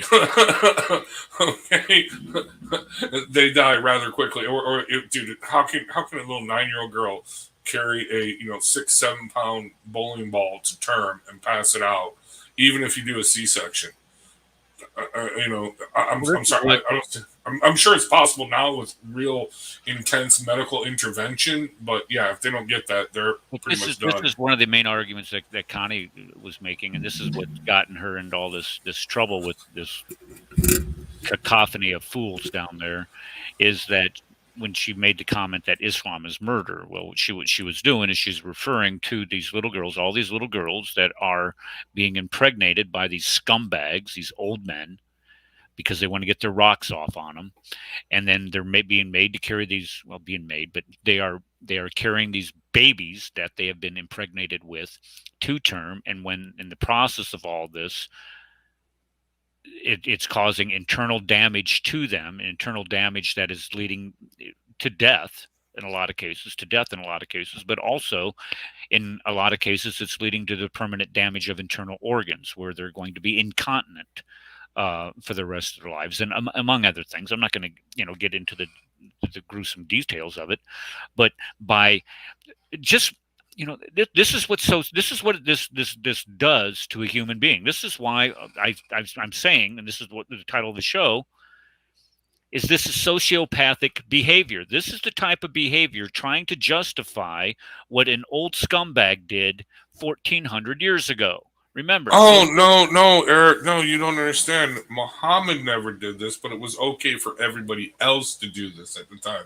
According to Kenny, there was nothing wrong with it, except Muhammad just didn't do it. And anybody who says he did it wasn't there, except for the fact that Aisha was there, obviously, at the consummation of her wedding. But he denies that, even though he says in the opening chapter of his book that it was a blessing and a mercy and wisdom from Allah that Muhammad married Aisha so she could carry on the Sunnah because she was young and had a better memory than all the old hags he had married, previously. And she actually authored, according to Kenny, over 2,000 hadiths, except he rejects the hadiths, where every one of them, where Aisha said she was actually 9 years old. Okay? I mean, it just baffles the mind. Okay?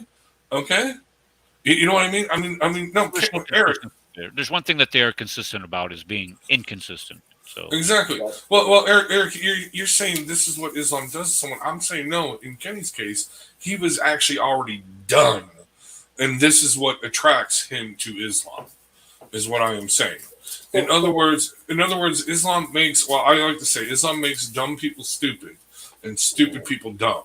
Okay, if they stay in it. I'm sorry. You have, in order to remain in this thing, if you actually learn and listen to your, well, look at, he was reading it, and you saw him catch himself in real time. You saw him totally, completely shocked. Like, he had to reread it. He was like, this is his own words. Well, that he copied and pasted out of somebody else, I'm sure. But he's like, oh, well, yeah, no, well, he was quoting Maududi, in all fairness. Right. But I don't think he realized. But he doesn't own Maududi. He doesn't own Maududi. Maududi is an extensive work, just like Bukhari. He actually says, I'm getting it from this source, some guy that wrote a book, defending this practice or denying the practice, I should say. So he, you know what I mean. So I'm sure he didn't. Oh, this guy, he's defending my position that Muhammad didn't do this to Aisha, so I'm just going to copy and paste and put it in there because, and that's like the first time he read it, and he was like, what? You know what I mean? Okay? But when he read it out loud, either way, when he read it out loud, he realized, okay? But then even though he realized what he was saying, he still had to cover it up, and he still had to come, let me explain the explanation, because the explanation is very clear, so why does he need to explain it? And then, I think it says something by itself. The source that he's citing. I mean, why is he citing Maududi, if anything? I'm kind of mind blown that this guy, was saying what he claimed, saying what his claim is false to begin with. Exactly. But of all people to cite, exactly. I mean, kind of. Usually when you hear the name of Maududi mentioned, you're talking about jihad. Exactly. Or you're talking about Said Qutb or something like that, but you're not. I'm just kind of Maududi is well known. Maududi is what ISIS relies on for a lot of their stuff as well. You know what I mean? Yeah, Said Qutb and Maududi. It's those two. So is Kenny? This is the thing I actually think is happening here. Kenny is appealing to the jihadi by using this as a source. So maybe I'm wrong, but why else would he? I mean, or is he saying I am one of them? I have some serious questions about using that as a source. I use Maududi to explain jihad to people, but when you're using it says something about the direction he is already leaning and what kind of influence he wants to have, which is kind of something to think about. Well, here's what. So, like I said, I've been perplexed on this for like the last couple of days, because just to let you know, I am radical Ahab now because Kenny is my white whale. I actually rewatched Moby Dick, and I'm like, But anyway, so he surfaced, and I'm like, there she blows, for hate's heart, you know what I mean? I'm like all on it, but I'm perplexed because, like I said, he denies that this happened, even though Aisha herself, who he says is a wisdom of Allah, that she was married so young because she could recount the Sunnah because she had the better memory, right? Even though she herself says this, but then he denies that and rejects that, okay? But then he builds up this case where it was perfectly acceptable and okay to do that in that day and age. but just Muhammad couldn't do it. So it was perfectly acceptable, perfectly okay. Then why does he have a problem with Muhammad doing it, the perfect man? If the perfect man was just doing what was common every day, it's no big deal. Do you see what I'm saying? So I honestly think he sees a problem in it. I don't know if you know this, Paul, but no, Connie, he actually was responding to Connie. This is about a couple months ago now, okay, where he responds to Connie, and we got that video, we got those clips, where he actually says, Muslims are not coming over to take over 9-year-old girls. Connie, I don't know if you understand this, but men are attracted to women, and a 9-year-old girl is not a woman. Okay? Now, I'm sure there are men, he actually says this, who are attracted to 9-year-old girls, but they're perverts. Or they're impotent. They have sexual dysfunction. I'm 50 years old, Connie, and I'm not attracted to a 9-year-old girl. Okay? Are you going to play? Yeah, play the video. But mute yourself. Hold on. For some reason, I'm not getting... You didn't click the sound thing. All right, let me... Okay, hold on just a second here. Okay, let's do it again. Screen share. Bada bing. Save system audio. Share. Mute me. A pervert. Or that Muslim men they got their eyes open for little 9-year-old girls that you seem to be so convinced about. Where are all the little 9-year-old girls? I don't know about you, Connie, but let's be honest with it. I'm a 50-year-old man, and I've seen women that are far more attractive than 9-year-old girls. They're far more developed. Keep playing.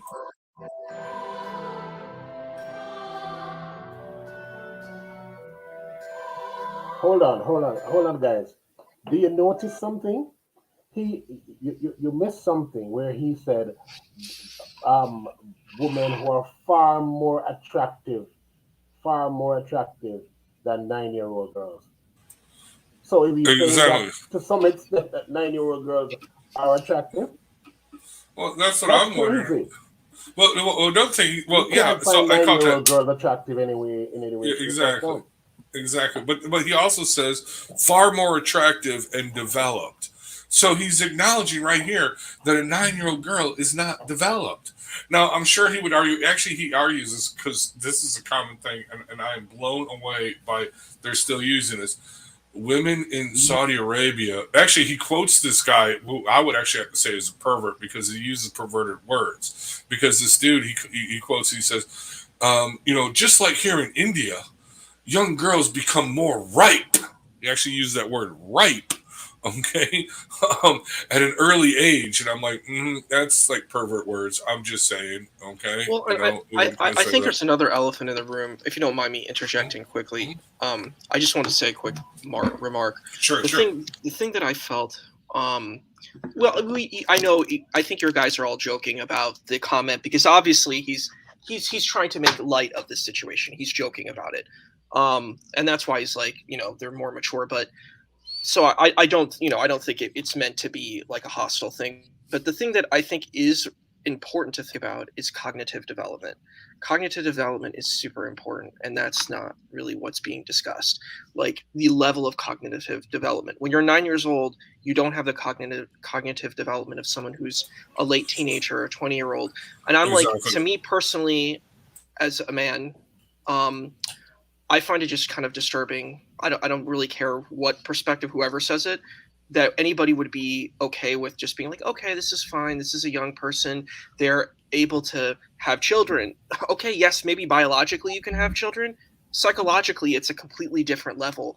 And it's like you're dealing with a child. And like a person who thinks that that's okay, there's something really, really twisted and perverted and wrong with them. That's just my opinion. That's my 2 cents. I've had conversations with people, Issa, that have made their rescuing device for that argument is that, well, Aisha was more developed and wiser beyond her age at that time, so she was therefore ready to be married. And I'm just telling there's absolutely no truth to that. There's no evidence for that.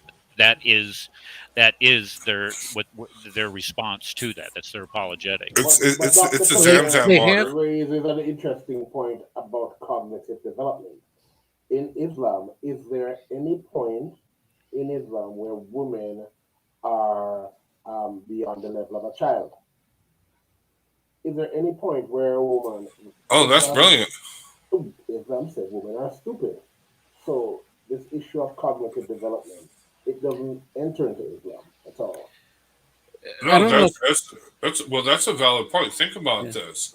Okay, well, the Taliban, they can go to school until the 4th grade. Okay, which is like what Nazis did to Poles or certain kind of half breed. I'm saying half breed, but according to their definition. According to their definition, yeah. Exactly. Okay, but not only that, there are also other. For instance, Saudi Arabia, they say the woman can go to school to even get a PhD, but she can't work. You know what I mean? So they'll keep them mentally stimulated, but they still have to be in the house. Unless they go out of the country, then they can work. No, seriously, it's kind of a weird dichotomy. Now that is opening up a lot over the last couple decades, but that's pretty much been the thing. So that's an interesting thing. In hardcore interpretation of Islam, are women considered better than children? And I would actually have to say, well, considering that they can be beaten, disciplined like a child, then no, they're just considered the same as children. You know what I mean? Well, the women under Islam, I wanted to talk about one of the things that they had done in New York City was a social experiment.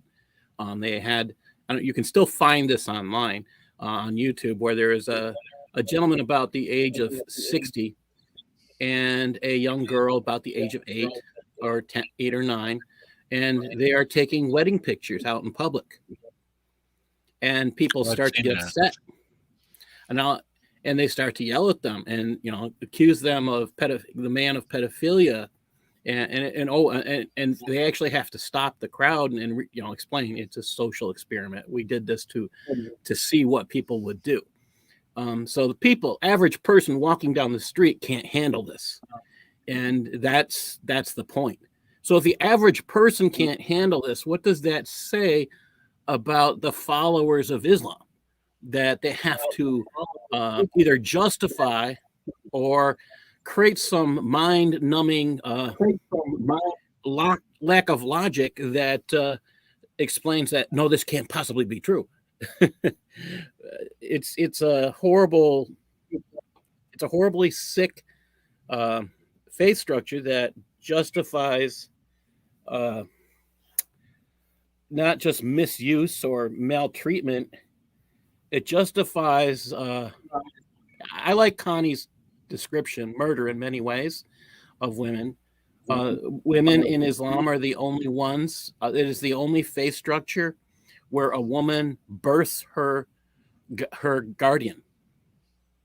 It is the only faith structure. The minute that child is born, that child has authority over her. I think I found as long it, as Paul. It's a male. Yeah, I think I found this. Is this? Yes, that's one of them. Yeah. Okay, so. What's up, guys? I'm Kobe Person. I recently saw a video online of how child marriage is legal in more than 91 countries in the world. Children as young as 6 years old are forced to marry older men and have their childhood stripped away from them. But what if it was legal in the United States for children to get married? Well, it turns out it is. In some states, it can be as low as 12 years old. So we wanted to do a social experiment to see how the public would react to an older man marrying a younger child. Let's see what happens.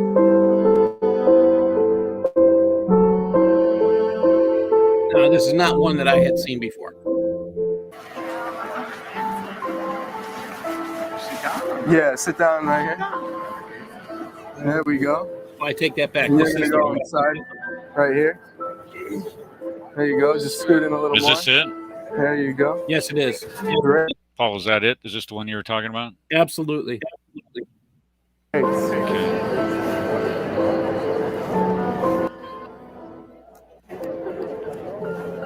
Look at the lady back here. Look at this.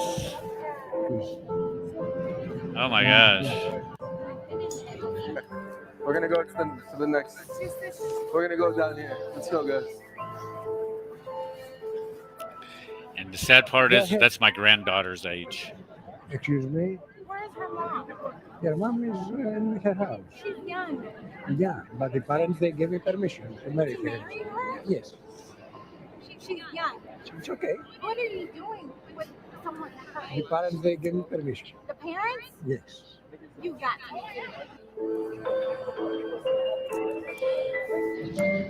Look at the face on the girl. Not that one.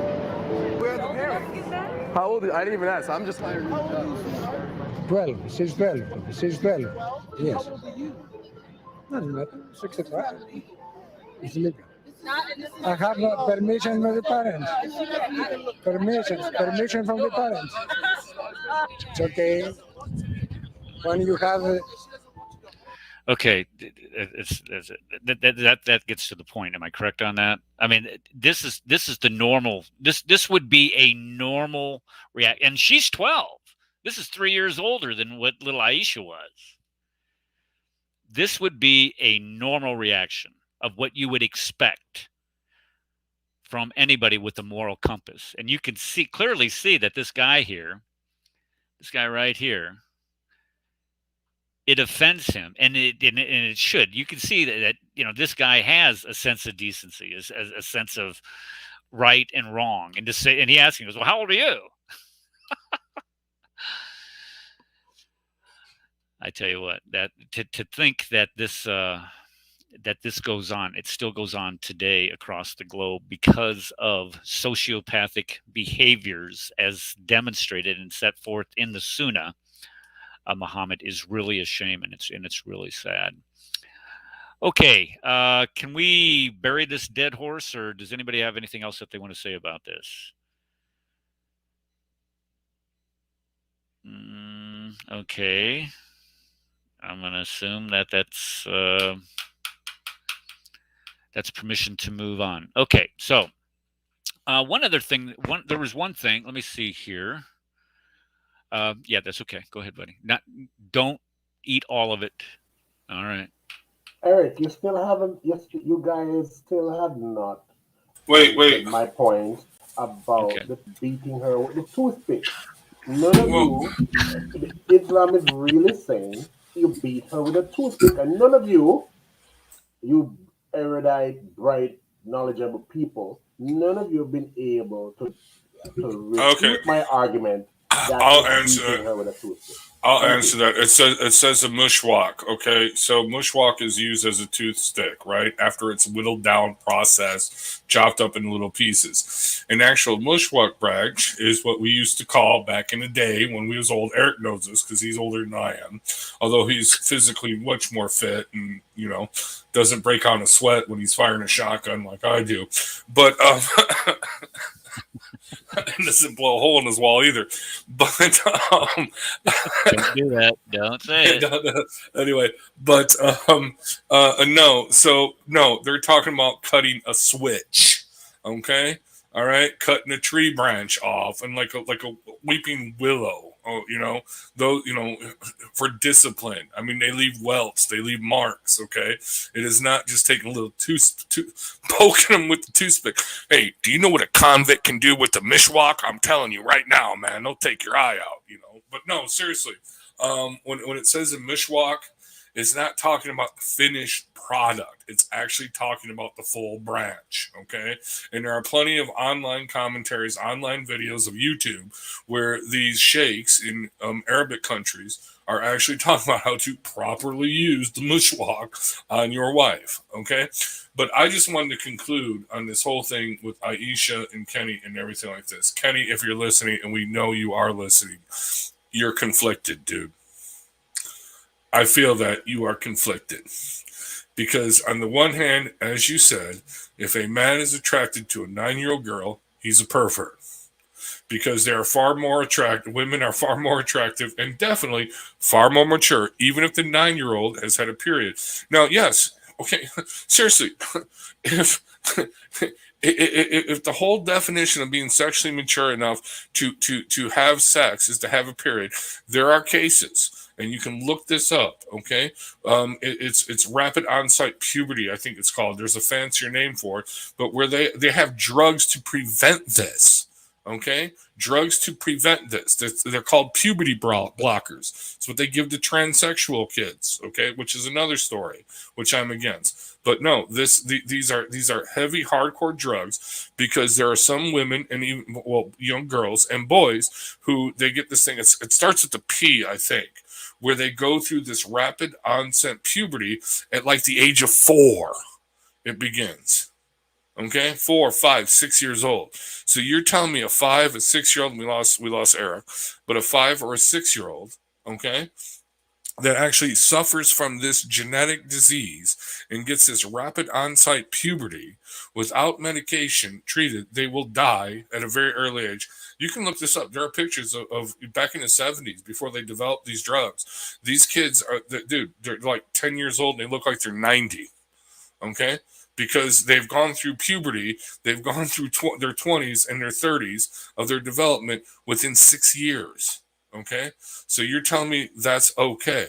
Okay, to have sex with them. There are also cases in the opposite where the girl never develops puberty and they actually look like they're 12, 13 years old. That's another story. Okay, but no, seriously, Kenny, you're citing the exception. Okay, to appeal to the rule. And that is a logical fallacy. It's a common logical fallacy that's being practiced today in wokeism. Okay? One last point on this, Kenny. Okay, because I know you are listening. All right. Here's the thing.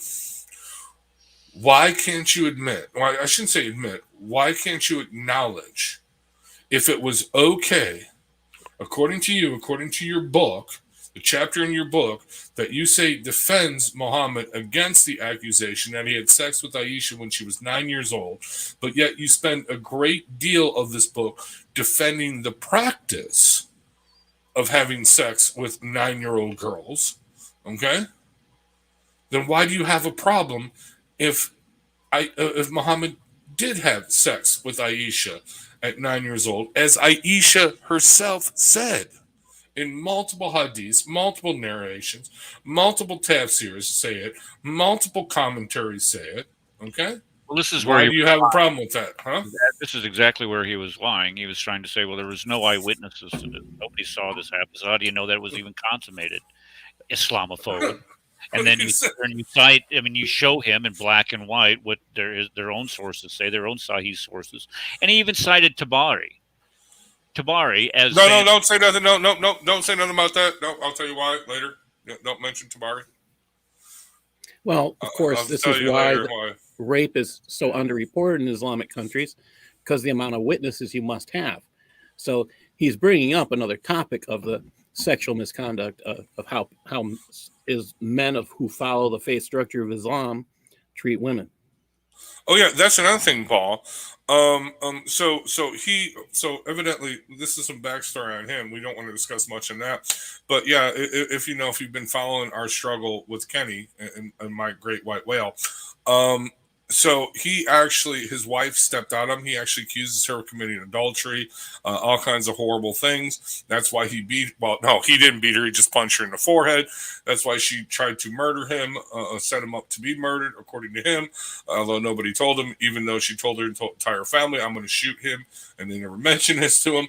All kinds of stuff. But that's why he spent 360-something or 330-something days in jail, not prison, jail. Okay, want to make that clear. For punching his wife in the head and other things because she was stepping out on him. Oh, yeah, he also slashed the tires of her lover, but he didn't take pot shots at him with a gun, even though the police report says that he did, but that's beside the point. Anyway, he accuses her of committing adultery and stepping out on him. But does he have 4 witnesses? And if he doesn't have 4 witnesses, Kenny, remember, you practice the Sharia. You practice the Sharia law as a Muslim. Doesn't your ex-wife owe you? Don't you owe your ex-wife on the day of judgment for defaming, for slandering an honest woman, the mother of your child? For saying that she committed adultery, even though you don't have 4 witnesses that actually saw the penetration. And actually, according to Islamic law, Kenny, what's the punishment for someone who falsely accuses an honest woman of committing adultery? Oh, that's right. They get flogged. I think they get 100 lashes. So, Kenny, are you willing to allow me to administer the 100 lashes, the punishment, okay, publicly? For you defaming and slandering an honest woman, a good woman, your ex-wife? I'm just saying, Kenny. Anyway, that's all. That's all I'm saying now. Okay. All right, we're going to move to the next topic, which is, again, sociopathic behavior, and that is having people killed for insulting you. Now, for those of you who do not know, there is a list. Let me see. Let me pull up the list first. There's a list on Wiki Islam. I'm going to put it up here of the murders. Let me make this smaller here so we can see the murders that Muhammad committed. I'm sorry, ordered. I'm not sharing my screen. I need to share my screen. I'm sorry. The murders that Muhammad ordered people to commit, or at least for a second, or at least sanctioned them, approved them. And I believe it's 32, maybe more than that. No, it's more than that. 30, 40, 44. 44 separate ones are listed here. And they list not only the murder, the reason for it, the circumstances around it, but they also provide the sources for each one of these. And this is the one that I was going to point to today, because David Wood had made a video about it yesterday, and I think he alluded to it again today. Not Wood, where we look at, let's see here. Here is the hadith that discusses that a blind man had a freed concubine. So she's no longer a slave, but she was a concubine who used to insult. Notice she insulted Muhammad and say bad things about him. He told her not to do it, and she did not stop. He rebuked her, and she did not obey him or heed him. One night, when she started to say bad things about Muhammad, the prophet, he took a short sword or dagger, put it in her belly, pressed it, and killed her. So he kills her for disparaging the Muhammad, say bad things about Muhammad. And notice, a child fell between her legs and became covered by her blood. That is absolutely disgusting. The following morning was mentioned to Muhammad. He called the people together and said, I ask who the man has done this action, and order him by my right over him that he should stand up. So the blind man stands up and says, O messenger of Allah, I am the one who did it. She used to insult you, say bad things about you. I forbade her, but she did not stop. I rebuked her, and she did not give up her habit. I have 2 sons like pearls from her, and she was kind to me. Last night she began to insult you and say bad things about you. So I took a dagger, put it in her belly, pressed it till I killed her. Now watch what Muhammad's reaction is. This is Sunnah. This is a pattern of conduct for Muslims to follow for all times. Why? Because Muhammad is supposedly a perfect man. So what he says, thereupon Muhammad, the prophet, said, bear witness, there is no blood money due for her. And this is a Sahih Hadith in Sunan Abu Dawud 4361. Now, here's the worst part about it. We always talk about, well, what is the Sharia? Well, it's the law that is derived from the Quran, the Hadith, and the Sirah of Muhammad, and Takrit. So we go down here and see what the reliance of the traveler, the Sharia says. And it says, to revile Allah or his messenger, on page 591 or 95, is an act of apostasy. So what is the punishment for an act of apostasy? It's right here. When a person who has reached puberty and is sane apostatized from Islam, he deserves to be killed. To revile Allah or his messenger deserves to be killed. I bear witness there's no blood money for her. So I hope I drew a picture clear enough for even a moron to follow of where that comes from. It comes straight from the Sunnah. The Sunnah of Muhammad is sociopathic. How do we know it's sociopathic? Well, let's go up here and look at what the definition of sociopathic is. Once again, I say a sociopath is manipulation, aggression. Well, when you stick a knife in somebody's stomach, I would say that is aggressive behavior. And I would also say that this has a lack of empathy for others. So if you're sticking a knife in somebody's stomach for daring to criticize a man who's been dead for 1,400 years, you're a sociopath. Any comment from the gallery? Yes, Dominic. Muhammad was indeed evil. I would say not a sociopath. I would say a psychopath. There is a difference. I'm just saying. I mean, because sociopaths, we don't care if you die, but psychopaths actually do the killing. So that's what sociopaths rely on the psychopaths to do their dirty work. I'm just saying.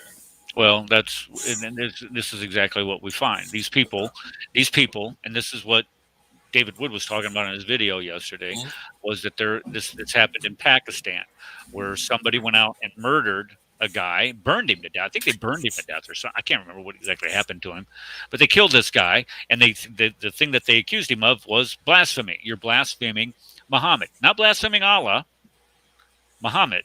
So to blaspheme Muhammad demands the death penalty. If I went through each of those, I mean, the first one of the list of murders that Muhammad either ordered or approved, you could start with the first one, Asma bint Marwan, for opposing Muhammad with poetry and for provoking others to attack him. I don't know if provoking others, but if you're opposing Muhammad with poetry, you are again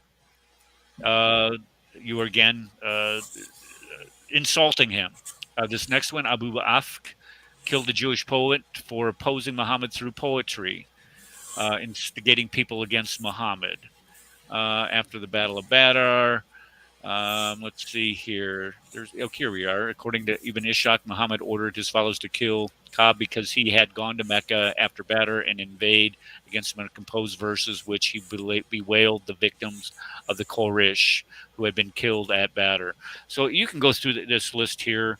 I'll go ahead and post the link to that in the chat. Oh, that's cool. Cool. Well, here's the thing. You kafir, you kafir, you. Don't you know that Muhammad conquered the entire city of Mecca with all these evil pagans without killing anyone? Didn't you hear that? Didn't you know that? That's how merciful he was. Only one small problem with that. Well, actually, two small problems. Big problems, really. First of all, the Meccans didn't put up a fight. Okay, so yeah, you can, well, you would know this more than I do, Eric. When you're besieging a town, okay, or you come up to a town with your military army, with your siege weapons and everything, and you're sitting out there in the hot, dry desert sun, okay, and they're putting up a fight, keeping you away for a couple days, or weeks, or month, and you finally break through, you're pretty much going to be pissed. So you're going to kill everybody. You know what I mean? Well, not everybody, but you're going to really be pissed and kill like a lot of people because of all the crap that they just put you through to take the town. Okay, no, this is how medieval warfare or pre-medieval warfare was done. Okay, even up in the medieval period, even up to the modern period. Okay, all right. Okay, too much bloodshed's been shed, too much aggravation. You got to, the troops have to be let loose for a little bit. You know what I mean? I'm just saying. Well, they did it during the Crusades, and right? Yeah, Edessa. I mean, they laid siege to Edessa, and they went in there, and they're just nothing but. And well, Jerusalem, when the Crusaders laid siege Jerusalem. By the time they got into Jerusalem, they decided, well, let's kill everybody. Well, even before all that, I mean, Rome. Okay, when Rome came and knocking at your city-state, okay, and they said, "Let us in," and you said, "No," to the big bad wolf, and they blew your house down. Forget about it. Depending, they would enslave your entire people. They would relocate you. You know what I mean? They would raise the city to the ground. Okay, I mean, this is the way it was done. But if you surrendered and said, "Hey, we're going to keep the city gates open. You can come on in. It's no big deal." Nazi Germany. Let's take Nazi Germany, for instance. When they came up to Paris, everybody left Paris, right? They said, no, we're going to leave Paris open. Did Adolf Hitler destroy Paris? He could have very easily. He didn't. No, it was left open. But other cities that put up a resistance, they razed it to the ground, okay, or pretty much close to it. But anyway, my point being is this, really quickly, with what Muhammad did in Mecca, okay, there were 3 people he wanted killed. Okay, he said, even if they are hiding behind the curtain of the Kaaba, you're going to bring them out and kill them. Well, they brought these 3 people out, and they said, do you want me to kill them? And Muhammad didn't say anything. So they let him go. And Muhammad was furious. And Abu Bakr said, what? I think it was Abu Bakr, said, we were waiting for a sign from you. And what was Muhammad's response? A prophet does not kill with a sign. In other words, he ordered them to do a thing, and they didn't do it, and he was furious with them, but because they were still powerful enough, he could not act against them. Do you see what I'm saying? Okay? So it was all political.